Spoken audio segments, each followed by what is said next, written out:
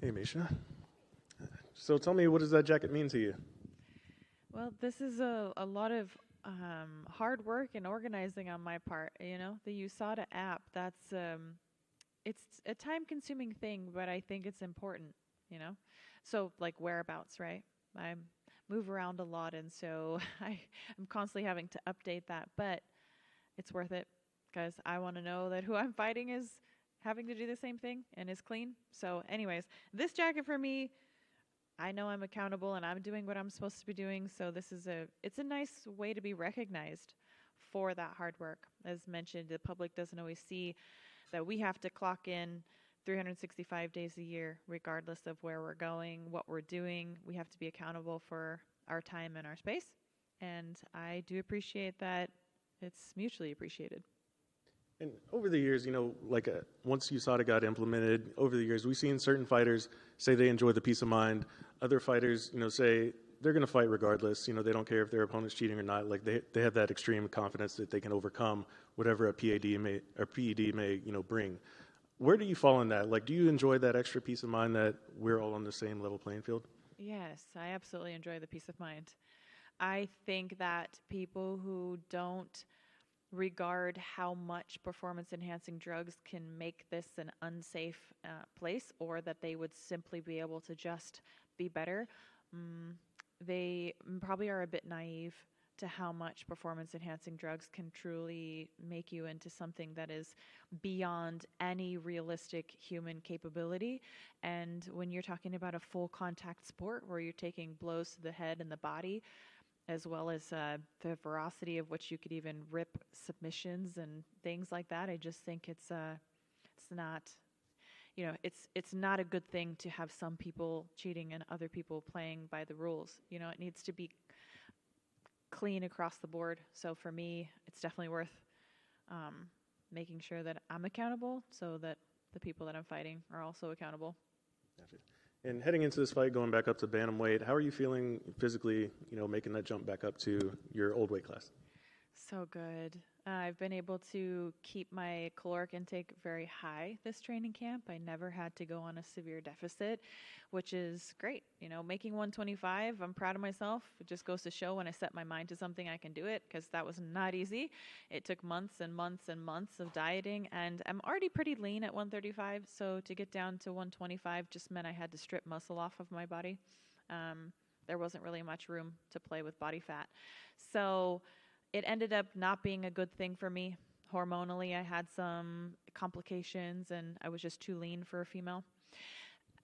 So I think 135 is where it's at. I may not be the biggest 135-pound female out there, but I don't think that I need to be the biggest to be the best. I feel good and I know what I'm capable of when I feel good.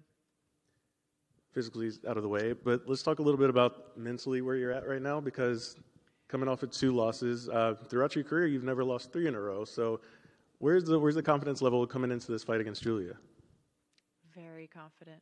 I feel very, very good. So, look, 125 was an experiment. I know that on my record it says, yes, that I lost that fight, and I did lose that fight, but it was an experiment, and it wasn't the right decision for me. So I kind of really look at my career as a 135er and just say, look, 125, well, it was an error. I wouldn't know how I would do there unless I tried it, and I did it. I didn't like it.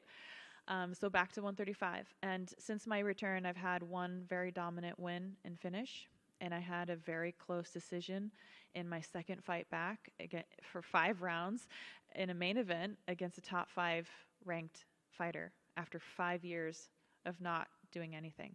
I think if that doesn't speak to volumes of how close I am to still being one of the best in the world, then maybe people are being a bit short-sighted at just looking at a piece of paper.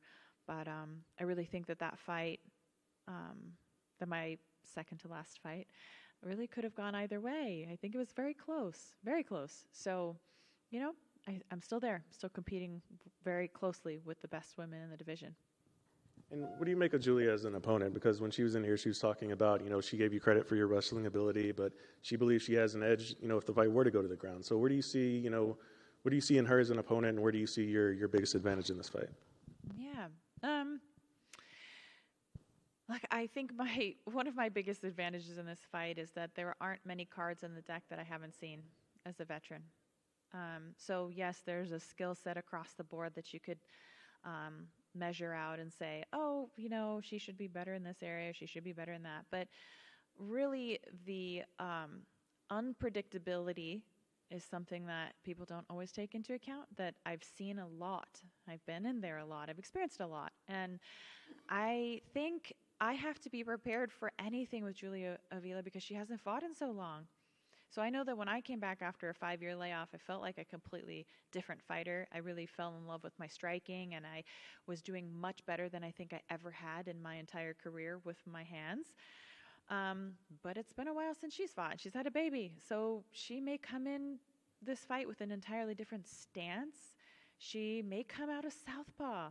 I don't know. I mean, it's been a while. She may be playing with different things that, and I'm sure she's worked really hard in her wrestling. So in effort to not get too carried away, I guess my point is that I'm very flexible in my fight IQ and being able to change things on the fly. I do think that I have an advantage in the wrestling, and I surely think in the grappling as well. And I think on the feet, we're probably pretty even, I think that we can trade, we can both take punches, and we're both aggressive on the feet. So I think that's anybody's, I think I'll be fine there. I'm not going to shy away from that area, but I do think I have clear advantages in this fight. I just wanted to go back to one thing you said about how, you had to lose muscle to get down. We hear that sometimes in MMA where, like, Kayla Harrison or Chris Cyborg, they're bigger women, so everyone goes, well, if they just lost muscle, then they could make the lower weight. But do people not realize how difficult it is to actually shed muscle like that? They must not. I don't think that most people realize how difficult any of this is. Most people can't even stick to a normal diet. They say, oh, I want to lose I want to lose weight, and they're not even, willing or able to do that. So I think for an athlete to shave muscle off of their body it's difficult. Yeah, and it feels terrible, actually.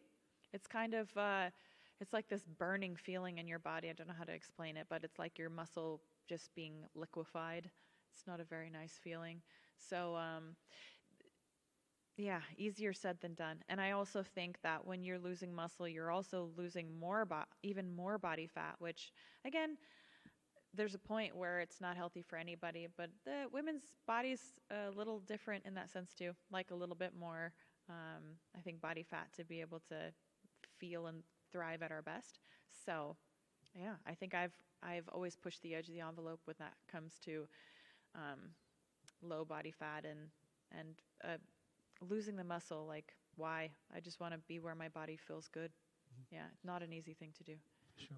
And you mentioned how you're okay with the flyweight thing the way it went because you see yourself as a bantamweight. But are you happy that you did it, just to at least say that I tried it, I wanted to see it? Are you happy that you did give it a go? I'm very happy that I have the perspective now. I believe in my my very first fight back when I fought Marion Renault. I came into fight week at about 139, and I think fight day was the same, 139. And so, yeah, I wasn't very big, and I think the UFC was looking at me saying, she's a flyweight. She's a flyweight. But my body's filled out again very well. I feel like I'm back to where I was. And now I feel very strong and full and healthy and lean at 135. So I'd rather be stronger than smaller. Yeah, Makes I think sense. that's kind of where I'm at right now. I mean, it wasn't like I wasn't performing well in practice and in theory at 125. I did. But the mental and emotional toll of having to diet so stringently for months and months. And mind you guys, can I point out that I did Celebrity Big Brother during a camp? That was terrible. I don't know if anybody remembers that, but I do. It came through the UFC, and I said, can I still do my trainings? And it was very naive of me to think that I could do both. But I tried my best. But you guys, we were living under halogen lights for 6 weeks. And we had interviews sometimes at 2 a.m. with those bright lights in your face. And I wasn't even allowed to have a pen. Couldn't even write down my food intake, my calories. So, the mental stress of that in that fight camp leading up was really tough. And it's a good thing that I won and made $350,000 because it wouldn't have been worth it otherwise. At what point during the filming of Celebrity Boob did you think, I really wish I didn't say yes to this? Yeah, probably after the first week. Yeah. Yeah, the first week wasn't so bad. I still was trying to stay on my sleep rhythm. I woke up early in the mornings. But when I thought we had outdoor access, we had outdoor access some of the days, and it was still under a plastic tarp. So actually no real vitamin D, which I'm very big on, getting out and getting straight UV rays to the skin and making vitamin D. We were under a kind of those milky clear tarps. So everything that I did was, I'm hyper vigilant on the way that I sleep, the way that I supplement, the way that I eat, the way that, I mean, down to the T. And it was near impossible inside that house. Not to mention, at any point, we could be doing a competition or we're supposed to be strategizing how to, defeat this, So, there was a whole element of that really threw a big wrench in the preparation and threw my body out of whack. And I'm so mentally tough that I stuck it out. And I still remember that the counselor, there's a counselor that's on hand pretty much 24/7 because people melt down in that house. It is a human social experiment. We felt like little lab rats, but I was the only one who did not speak to the counselor the entire time. I am just an internalization machine. So I was internalizing a lot, and that was really tough. So, you live and you learn. What doesn't kill you makes you stronger. What doesn't, break you, I think just, again, elevates my belief in my ability to overcome. But in hindsight, it wasn't a good decision. And wasn't a good decision in the sense that it was impossible to keep everything that I really feel like I needed to be prepared. So that was part of that journey as well. But it's in the past. I've learned from it. Really proud of myself from being able to do it. Yeah. Right? I don't think many people could understand how difficult that is, much less get through it. So I did it. And now I'm happy that this was actually a very good, healthy, balanced camp. Thank you. Yeah. Miesha, you've gone toe-to-toe with the best in the world. There you marked your stamp as a legendary career.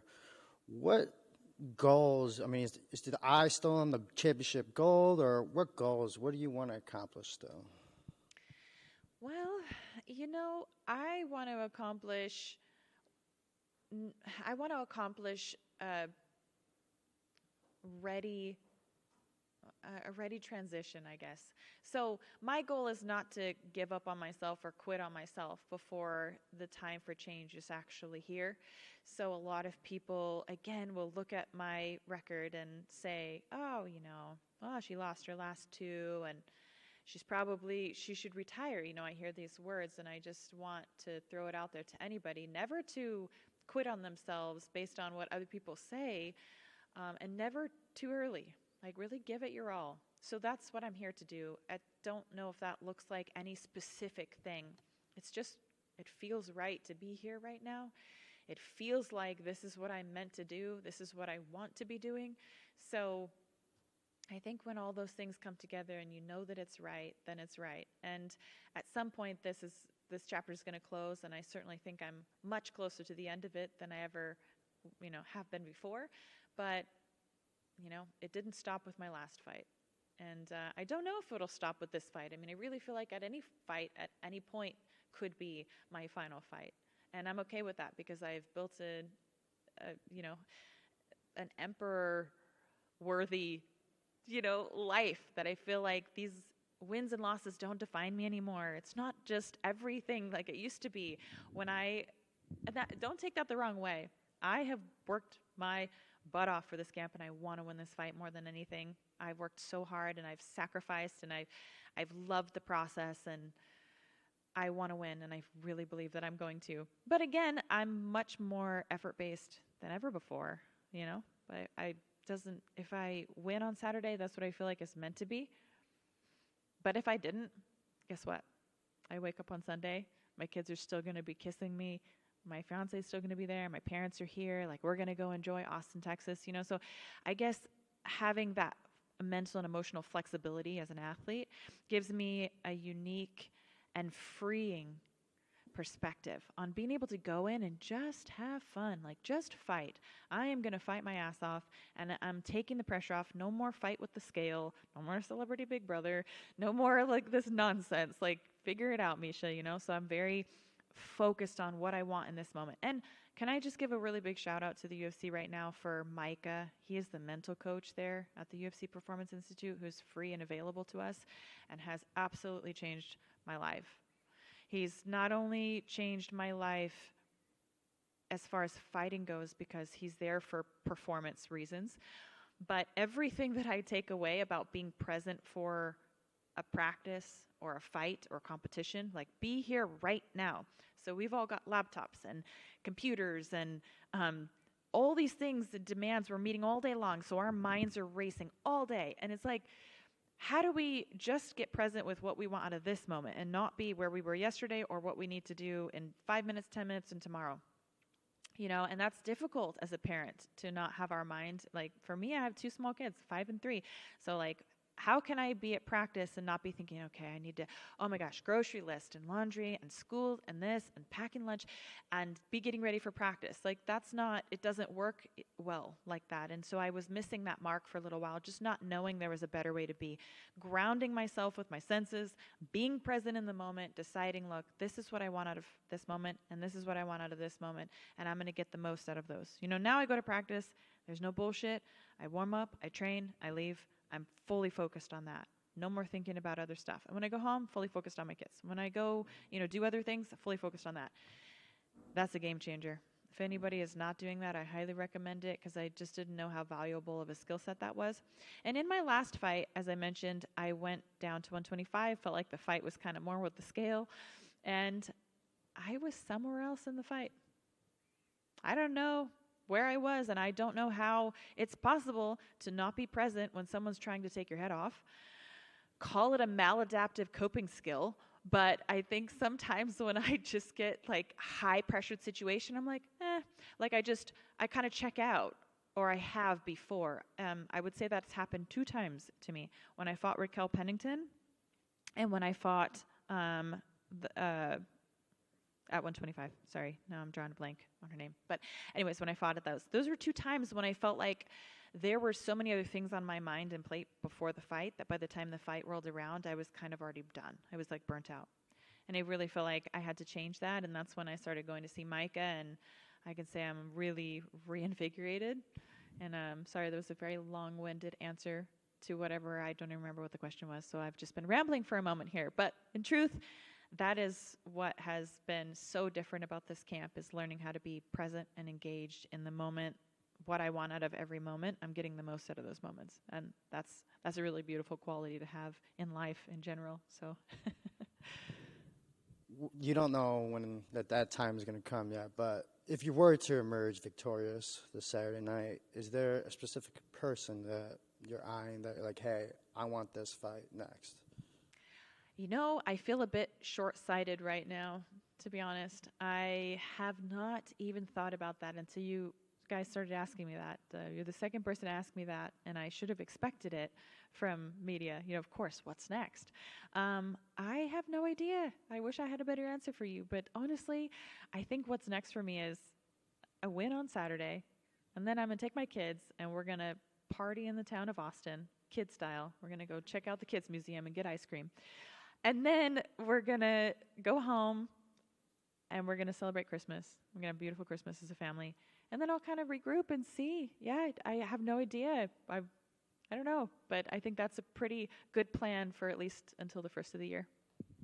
Last one. How excited are you to fight in Austin? You mentioned you're going to go around, see the city. I mean, what does it mean to fight in Austin, Texas? It's so cool. I'm so excited to fight here. So I've never been to Austin, Texas, but I'll tell you what, in places that I have left to travel inside the U.S., this was on my top 5 list of places that I hadn't been that I just really wanted to go. And I feel like it's great that we're here and we're staying a few extra days, as I think I mentioned. So I'm going to take my family around and we're going to enjoy Austin and some great barbecue food afterwards.